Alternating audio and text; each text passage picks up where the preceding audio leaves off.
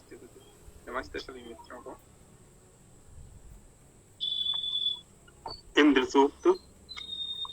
ओम यासंबरं पर्वतेषु छियन्तं चत्वरिंसां सरदि अनु अविन्दत ओजायमानं यो ऐं जगान दानुं शयानं सजना स इंद्रा जो पर्वतों में विनाशी जलों को शरद कर्म 40 में प्राप्त करता सोता हुआ दानु ऐ ओजसाली उसे भी मिटाया वही इंद्र लोगों। ओम यासात्म रश्मि बृहस्पत विस्मान अव असृजत सतविणम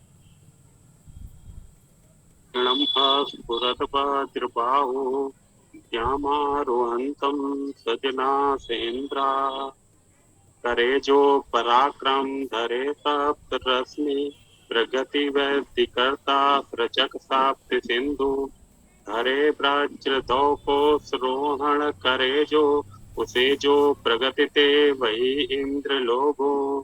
ओम द्यावाचितस्मै पृथ्वी नमेते सुष्माचितस्य पर्वता भयन्ते सोमुपाने चेतो वज्रबाहु यो वज्रहंता सजना से इंद्रा इसे भूमि जो भी नमन कर रहे हैं महाशक्तिशाली पर्वत भयाकुल वही सोमपा है वही वज्रबाहु वही वज्रधारी वही इंद्र लोगों।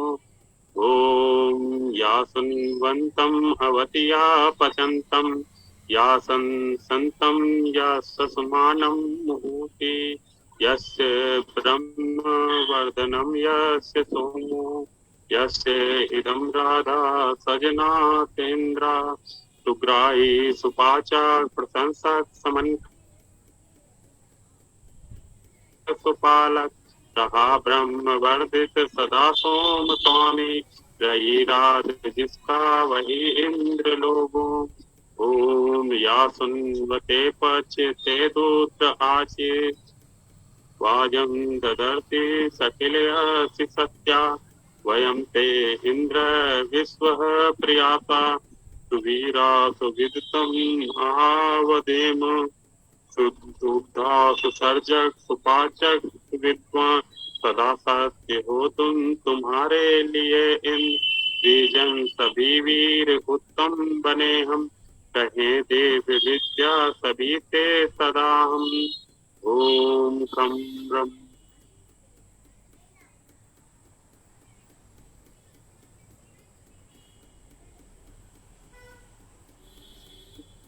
ओम हम ब्रह्म।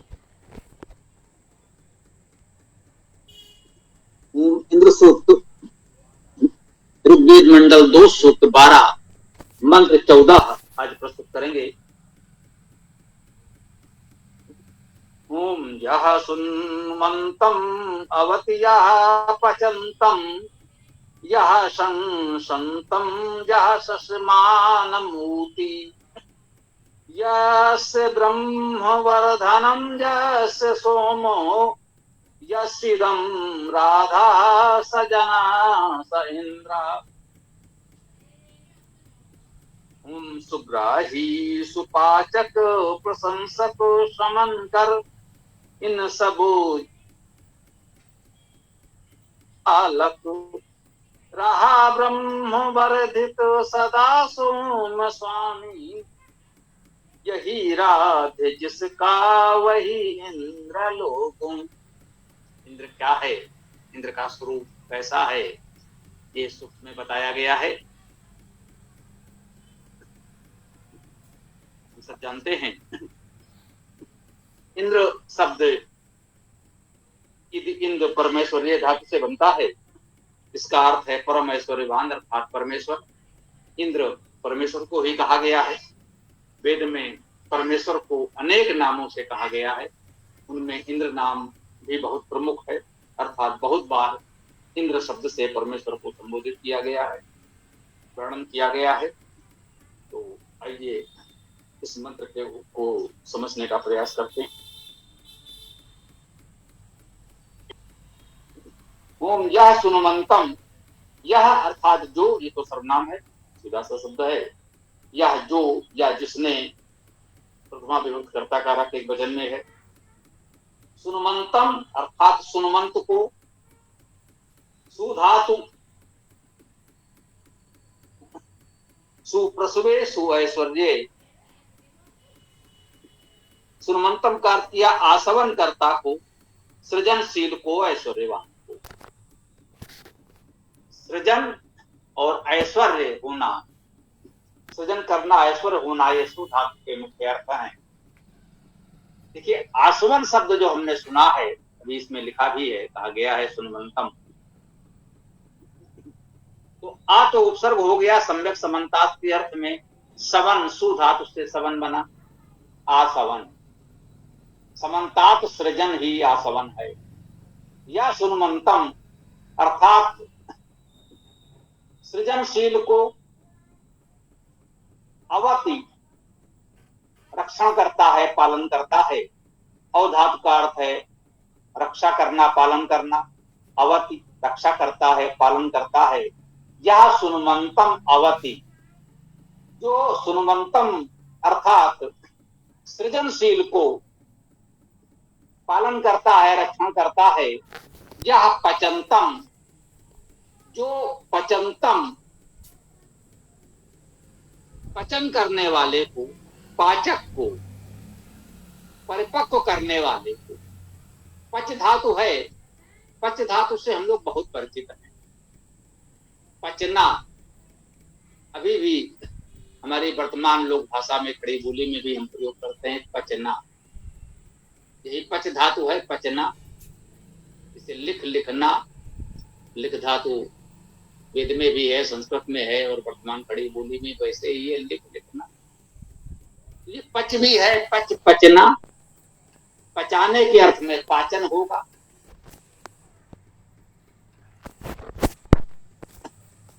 पचंतम पचाने वाले को, पाचन करने वाले को, परिपक्व करने वाले को। इसी चाका का हो जाता है तो पाक शब्द बनता। पाक अर्थात पकाना, परिपक्व करना। ये परिपक्व जो हमने कहा, परितो उपसर्ग हो गया, और पक्व में यही पच धातु है, चाका का हुआ तो पक्व बना।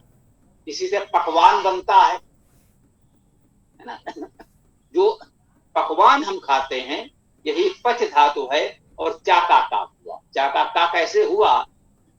ऋक धातु है, ऋचा, उसी से ऋक वेद बना, चाका का हो गया। ऋक कहते हैं ऋग्वेद मंत्रों को।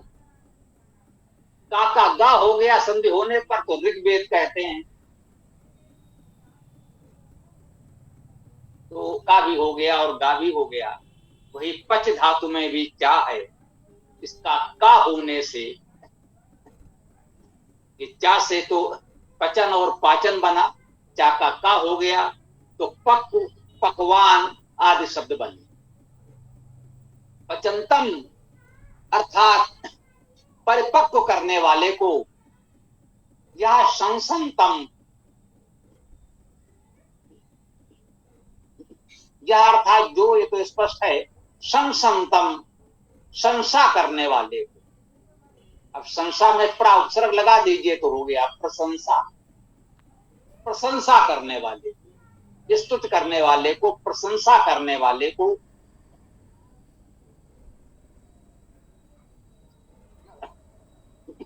यह सुनुमंतम अवत यह पचंतम, अवत रक्षा करता है, यह जो रक्षा करता है, पालन करता है, किसका? या सुनुमंतम, सुनुमंत को, सृजनशील को, पचंतम परिपक्व करने वाले को, या संसंतम और जो प्रशंसा करने वाले को, यह सस्मानम और जो सस्मान को। सस्मान क्या है? सस्मान का अर्थ हो गया समनकारी। सा अभ्यास है, सम धातु से सस्मान की व्युत्पत्ति दे करके शमनकारी अर्थ दिया गया है। जो शमनकारी है, प्रशंसा करने वाला है, समनकारी है। ऊती, ऊती का अर्थ शब्द करना और रक्षा करना दोनों हो सकता है। ऊती में अवधातु से भी ऊती बन जाता है, रक्षा साधनों से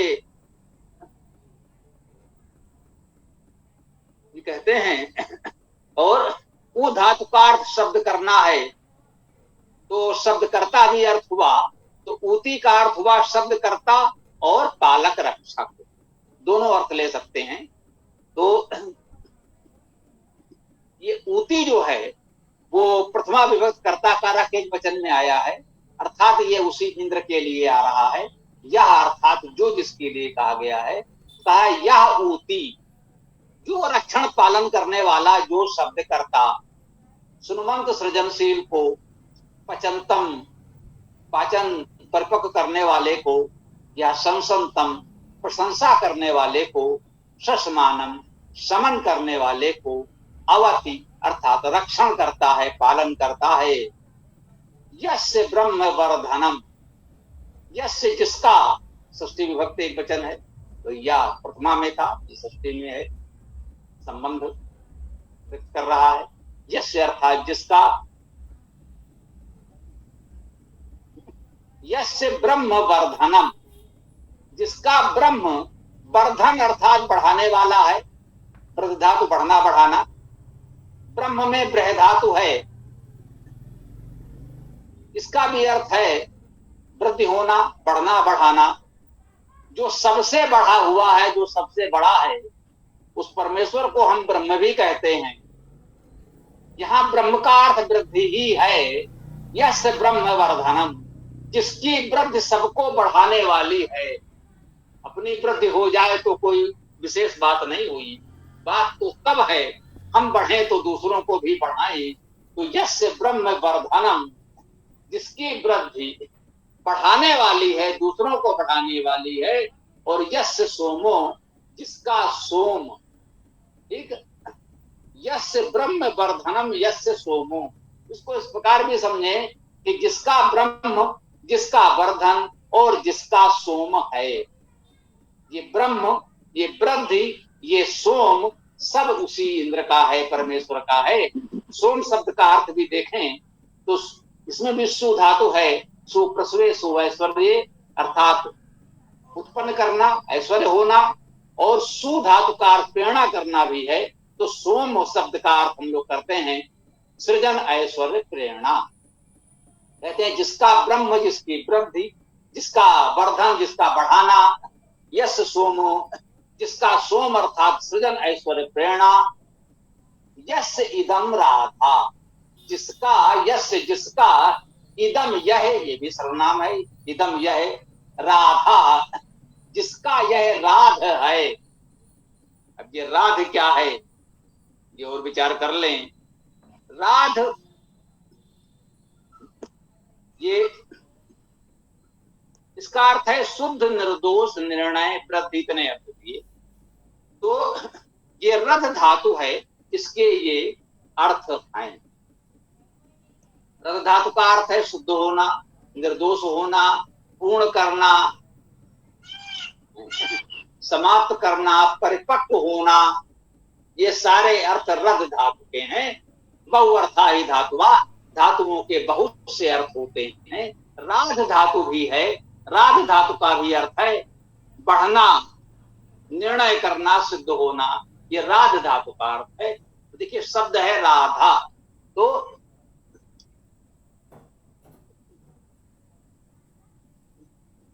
राधा शब्द को रध धातु से भी बना सकते हैं, जैसे रम से राम बन जाता है, रध से राध बन जाएगा। और राध धातु भी है, तो वह धातु भी हम ग्रहण कर सकते हैं, उसका अर्थ भी ले सकते हैं। यस इधम राधा, जिसका यह राध है।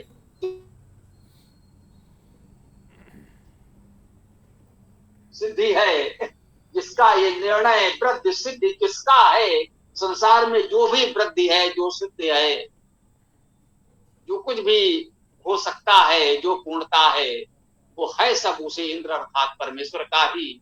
यस्यदम राधा स जना स इंद्र, स अर्थात वह, जनासा हे लोगों, जनासा यहाँ संबोधन में है, हम कहते हैं जनासा हे लोगों, सह वह, इंद्र इंद्र है अर्थात परम ऐश्वर्यवान परमेश्वर है।